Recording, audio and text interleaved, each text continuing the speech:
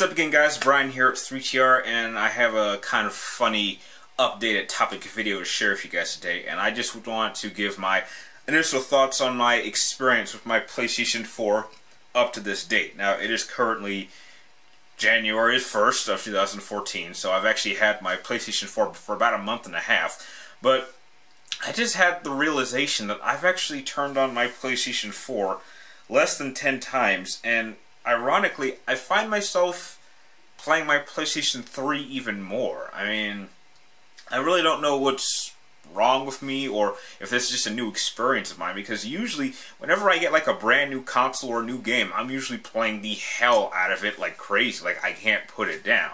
And I even talked about this both on my Twitter and Facebook pages, and I got a lot of really unique responses. One person in particular even said that, hey, maybe who's the girl who's keeping me away from games? And I can tell you right now, there's probably no girl who could keep me away from video games. But I don't know. This is just a strange experience because this has never happened before.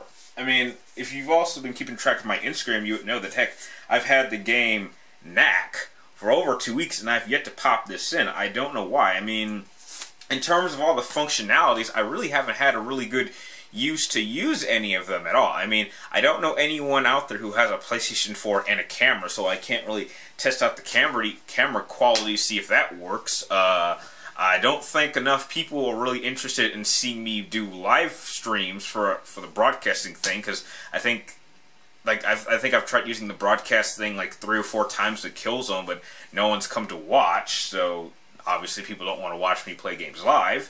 And it just doesn't have all the extra functionalities that the PlayStation 3 had. I mean, if I really had to pick between the PlayStation 4 as it is now to how the PlayStation 3 was when I first bought this fat sucker back in September 2nd of 2008, I honestly would pick the PlayStation 3. It simply does more. I mean, is this really what it's like to get a console at launch? I mean, it's just strange, because I was actually at E3 last year. I saw it for the first time, and I said to myself, like, the moment I get this console, I'm going to be playing it non-stop. And now that I have it, I find myself not really playing it. I mean, if you could see my game setup right now, my PlayStation 3, or one of them, is sitting on top of the PlayStation 4, and strangely enough, I find that my PlayStation 4 is still collecting more dust, as my PlayStation 3 is still kind of spotless and working just fine. I mean, heck, I'm getting so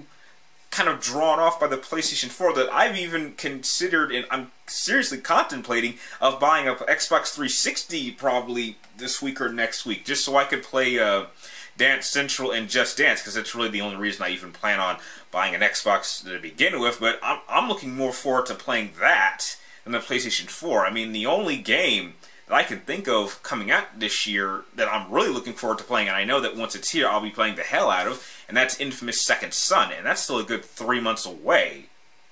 But I don't know. I don't know. Maybe it was a mistake to buy the PlayStation 4 at launch when it had all these problems, or it really wasn't running at the full maximum capacity. It doesn't have a strong enough library to keep it interesting. And, you know, I've already decided that I'm not going to be buying any third-party games that do come out for the PlayStation 3 and PlayStation 4. I'm going to end up just buying or renting the PlayStation 3 version, which is why I'm still playing games like, let's see, Need for Speed Rivals and Assassin's Creed 4 Black Flag. I'm playing them on the PlayStation 3, and that's PlayStation 4. I don't see a big enough technological leap.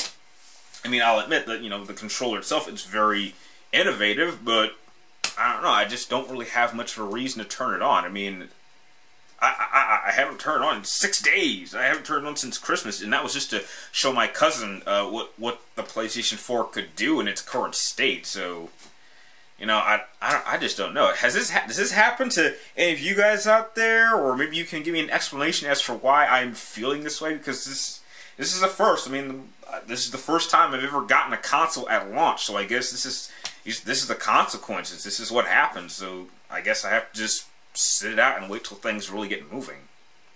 And with that, that's really all I have to say in terms of my overall PlayStation 4 experience. I mean, I don't know. It's just kind of a funny feeling, seeing as how I'm such a big PlayStation person. I find myself being just kind of rejecting the newer technology. But anyway, that's really all I have to say in terms of my current PlayStation 4 experience up to this point. Hopefully it'll get better as the months go by. But if you like this video, feel free to like, comment down below, and please subscribe to track me on future movie and video game reviews and topic videos like this one. You can also press one of the links in the description down below to follow me on Twitter or friend me on Facebook, or you can even friend me on the PlayStation Network, and all 3 links are down below. And like always, thank you guys for watching. You guys are awesome, and I will see you next time.